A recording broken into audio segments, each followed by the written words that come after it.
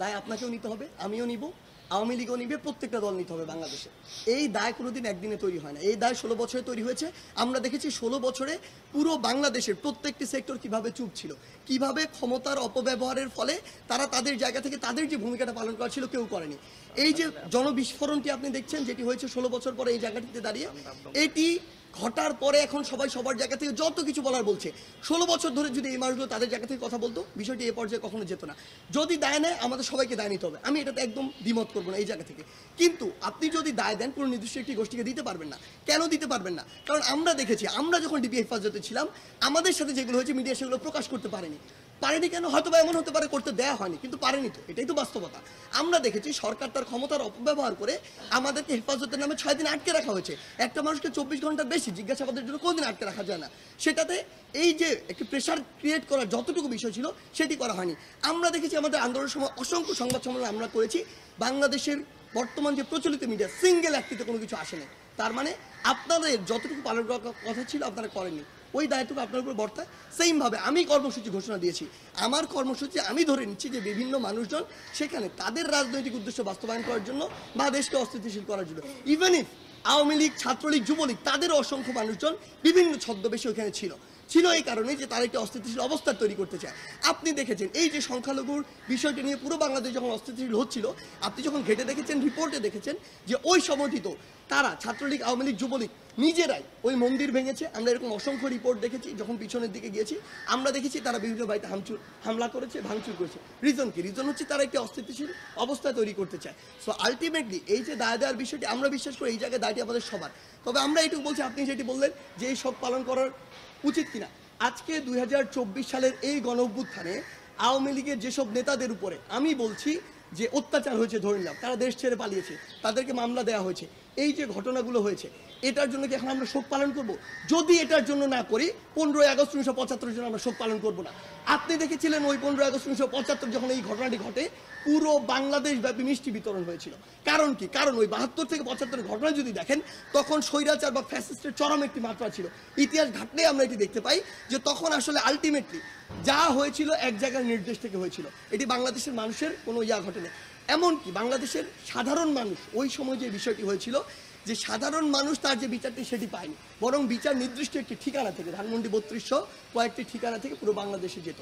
So ওই সময় সামগ্রিক একটি বিপ্লবের ফল ওটি ছিল। আসলে আপনি যাদেরকে আজকে মানে দোষ দিয়ে ফাঁসিতে ঝুলাচ্ছেন, দেশের বাইরে পাচার করছেন, তাদের সাথে কি হচ্ছে আপনি সেটি কেন বলছেন না? বিগত 16 বছর ধরে আপনি এটি বলেন নাই, কারণ বললে হয় আপনার চাকরি থাকতো না, হয় মিডিয়া থাকতো না। This is the reality.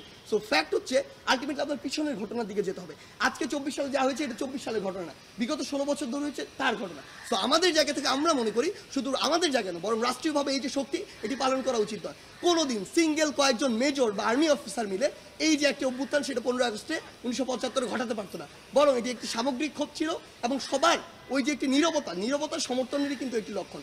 সেই জায়গা থেকে আমরা বিশ্বাস করি যে এই আপনি যে কথাটি বলছেন এটিতে আমরা সমর্থন করি না।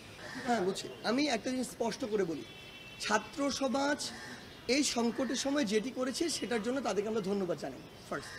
সেকেন্ডলি, ছাত্র সমাজ রাস্তায় থাকা কখনো একটা দেশের স্থিতিশীল অবস্থার পরিচয় না। ইভেন পুলিশ তাদের যেখানে দায়িত্ব পালন করার কথা, ট্রাফিকের জায়গাটির কথা যদি বলি, সেখানে না থাকা এটাও স্থিতিশীল অবস্থার পরিচয় না। সো দিন শেষে আমরা যদি মনে করি যে আমাদের দেশকে একটি স্থিতিশীল অবস্থার দিকে যাওয়া প্রয়োজন, সেই জায়গা থেকে আসলে যার যে জায়গায় দায়িত্ব তার সেই জায়গায় ফিরে যাওয়া উচিত। আমাদের জায়গা থেকে স্পষ্ট বার্তা আমরা দেখছি যে প্রত্যেক দিন বিভিন্ন জায়গায় ধীরে ধীরে যারা পুলিশ রয়েছে তারা আসলে তাদের দায়িত্বে ফিরে আসছে। সেই জায়গায় ছাত্র সমাজের প্রতি আমাদের একদম সরাসরি আহ্বান এবং স্পষ্ট আহ্বান, আমাদের পুরো বৈষম্য বিরোধী ছাত্র আন্দোলনের পক্ষ থেকে স্পষ্ট বার্তা, যেখানে যখন পুলিশের কোনো একটি টিম বা ট্রাফিকের টিম, আইনশৃঙ্খলা রক্ষাকারী বাহিনীর টিম আসবে, তাদেরকে তাদের দায়িত্বটি বুঝে দিয়ে ছাত্র সমাজকে সেখানে সরে যেতে হবে। আপনারা যে দায়িত্বটুকু পালন করছেন সেটির জন্য আপনাদের ধন্যবাদ, কিন্তু এটি আপনাদের দায়িত্ব না। আপনাদেরকে তাদের জায়গাটি বুঝিয়ে দিয়ে সরিয়ে যেতে হবে এবং আপনাদেরকে অবশ্যই শিক্ষা প্রতিষ্ঠানে ফিরে যেতে হবে, আপনাদের ক্লাসে ফিরে যেতে হবে, পড়ায় ফিরে যেতে হবে।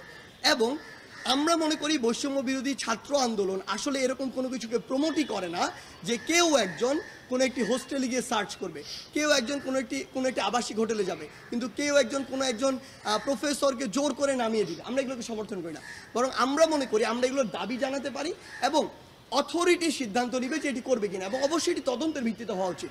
আমি মনে করি, আমি একটি অভিযোগ করলাম যে বাংলাদেশের 64 জন ডিসি এবং এসপিকে পদত্যাগ করাতে হবে, কিন্তু বাংলাদেশের 64 জন ডিসি এসপি যদি করাপ্টেড থাকতো তাহলে বাংলাদেশ চলতো না।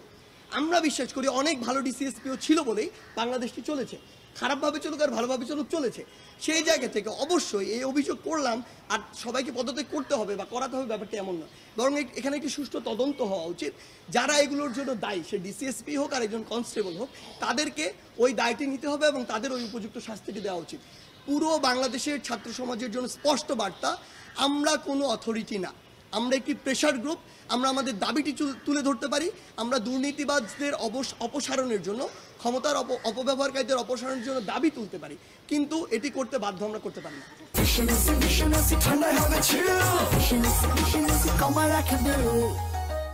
দেখুন, আপনি যে কথাটি বললেন, আমার মনে হয় এই কথাটি অল্প কিছু মানুষের একটা রিপ্রেজেন্টেশন, এবং হয়তো এই রিপ্রেজেন্টেশনটা গতকালকের কিছু অপ্রত্যাশিত ঘটনার ভিত্তিতে আপনার কাছে এসেছে। আমাদের জায়গা থেকে স্পষ্ট কথাটি হচ্ছে এরকম যে আমরা আসলে বর্তমানে অনেক মানুষ, বাংলাদেশের মানে বিশাল একটা সংখ্যা আমরা এখন দেখতে পাচ্ছি, হঠাৎ করে আওয়ামী লীগ বিলুপ্ত হয়ে যাওয়ার ফলে, বিলুপ্ত বলতে আমি এমনটি বোঝাচ্ছি ক্ষমতার পতন হওয়ার ফলে, যখন বর্তমানে একটি অন্তর্বর্তীকালীন সরকার রয়েছে, বিশাল একটি সুবিধাবাজ গোষ্ঠী, যারা সবসময় সবার আসলে যখন যেখানে পায় তখন সেখানকার খায়, এমন চরিত্রের বিশাল একটি গোষ্ঠী এখন আসলে, তার আগে ছিল ছাত্রলীগ, যুবলীগ, আওয়ামী লীগ, এখন একটি নতুন রূপ ধারণ করেছে। নতুন রূপটি হচ্ছে তারা ভুয়া সমন্বয়ক সহ সমন্বয়ক হয়ে উঠেছে, ভুয়া আন্দোলনকারী হয়ে উঠেছে। তারা তাদের জায়গা থেকে বিভিন্ন কমিটি তৈরি করে, আমরা এমনও পেয়েছি যে উত্তরা 12 নম্বর সেক্টরে নাকি একটি কমিটি হয়েছে, যারা মসজিদে গিয়ে মসজিদ কমিটিকে পদত্যাগ করতে বলেছে। অথচ আমরা বিশ্ববিদ্যালয় ভিত্তিক শুধু কমিটি দিয়েছিলাম আমাদের জায়গা থেকে, শিক্ষা প্রতিষ্ঠান ভিত্তিক। সেই জায়গা থেকে এই মানুষগুলো তাদের ব্যক্তিগত উদ্দেশ্য হোক, কিছু রাজনৈতিক উদ্দেশ্য, সেগুলো বাস্তবায়নের জন্য এমন কিছু কাজ করছে যেগুলো অপ্রত্যাশিত। আমাদের জায়গা থেকে আমরা মনে করি যে বৈষম্য বিরোধী ছাত্র আন্দোলন যারা সমন্বয়কদেরকে আপনারা দেখেছেন এই বিগত 1.5 মাসের অধিক সময়, কোনো একজন সম্পর্কে আপনারা যে অভিযোগগুলো করছেন এগুলো যদি করতে পারেন, ইভেন আমার সম্পর্ক যদি করতে পারেন, আমরা কথা দিচ্ছি ওই একজনের দায় নিয়ে তাকে পদত্যাগ করিয়ে তার জন্য আইনগত যে ব্যবস্থা নেয় আমরা সেটি নিব। আমরা মনে করছি যে অন্তর্বর্তীকালীন সরকারের এই যে অল্প একটু সময় রয়েছে, এই সময়টুকুতে দেশ একটি স্থিতিশীল অবস্থায় আসার পূর্ব পর্যন্ত, অর্থাৎ যখন আমার মনে হবে যে চক্রান্ত করার যে বিষয়টি তাদের, ওই বিষয়টির যে সম্ভাবনা সেটি কমে এসেছে, দেশ স্থিতিশীল অবস্থায় রয়েছে, এমন অবস্থা মনে হলে আমরা এই বিষয়ে আলোচনায় বসে সিদ্ধান্ত নিব। কারণ আমরা আগেই বলেছিলাম যে এটি আমরা লং টার্মে এই প্ল্যাটফর্ম ব্যবহার করার আমাদের কোনো উদ্দেশ্য নেই। তখন আমরা এটি সিদ্ধান্ত নিয়ে যা করার এই প্ল্যাটফর্মটি নিয়ে সেটি সিদ্ধান্ত নিয়ে আপনাদের সবাইকে ডেকে আমরা জানিয়ে দিব, শেষ করে জানিয়ে দিব। এবং আমরা এটি স্পষ্ট করে বলি কেন আমরা এটি বলছি, কারণটা হচ্ছে এখনও আপনারা সবাই জানেন, আমরাও জানি, অর্থনৈতিকভাবে হোক, আইন শৃঙ্খলার দিক থেকে হোক, বাংলাদেশও স্থিতিশীল অবস্থা আসেনি। আমরা যদি মনে করি যে আজকে থেকে 7 দিন পরে এরকম একটি বড় চক্রান্তের আভাস আমাদের কাছে এসেছে, তখন তো আমাদের রাজপথে নামতে হবে, একটি ডাক দিতে হবে। সেই জায়গা থেকে এই স্থিতিশীল অবস্থাটি আসার জন্য আমরা অপেক্ষা করছি। এমপি, মন্ত্রী, পুলিশ বা যারা আছে সবার কথাই বলছেন, তাই তো? ফাইন।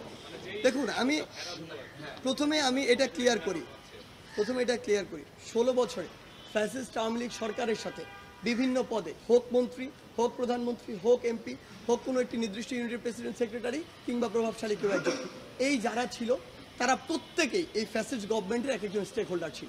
তারা তাদের জায়গা থেকে প্রত্যেকেই কোনো না কোনো ভূমিকা রেখেছে। একজন ওয়ার্ড আওয়ামী লীগের কোনো একজন কর্মীও ওয়ার্ড বিএনপির কোনো একজন কর্মীকে টর্চার করেছে, এই দায়টি সে এড়াতে পারে না। অর্থাৎ এই যে পুরো বিষয়টি, আওয়ামী লীগের সাথে যারা সরাসরি রাজনীতির সাথে জড়িত ছিল তাদের প্রত্যেকের এই দায়টি আসলে নিতে হবে।